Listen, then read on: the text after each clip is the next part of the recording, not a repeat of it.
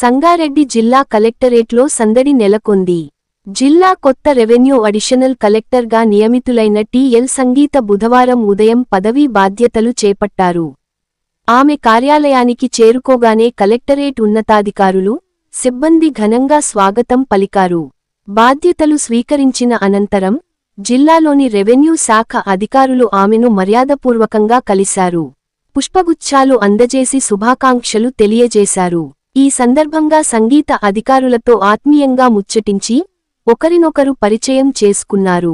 బాధ్యతలు స్వీకరించిన అనంతరం అడిషనల్ కలెక్టర్ మీడియాతో మాట్లాడుతూ కీలక వ్యాఖ్యలు చేశారు. జిల్లా అభివృద్ధిలో తన వంతు పాత్ర పోషిస్తానని, ముఖ్యంగా రెవెన్యూ పరిపాలనను ప్రజలకు మరింత చేరువ చేస్తానని ఆమె ధీమా వ్యక్తం చేశారు. ప్రభుత్వ పథకాలు క్షేత్రస్థాయికి వేగంగా చేరేలా, పాలనలో పారదర్శకత ఉండేలా కృషి చేస్తానని హామీ ఇచ్చారు. అధికారుల సమన్వయంతో సంగారెడ్డి జిల్లాను అభివృద్ధి పథంలో ముందుకు తీసుకెళ్తానని అదనపు కలెక్టర్ టి.ఎల్. సంగీత పేర్కొన్నారు.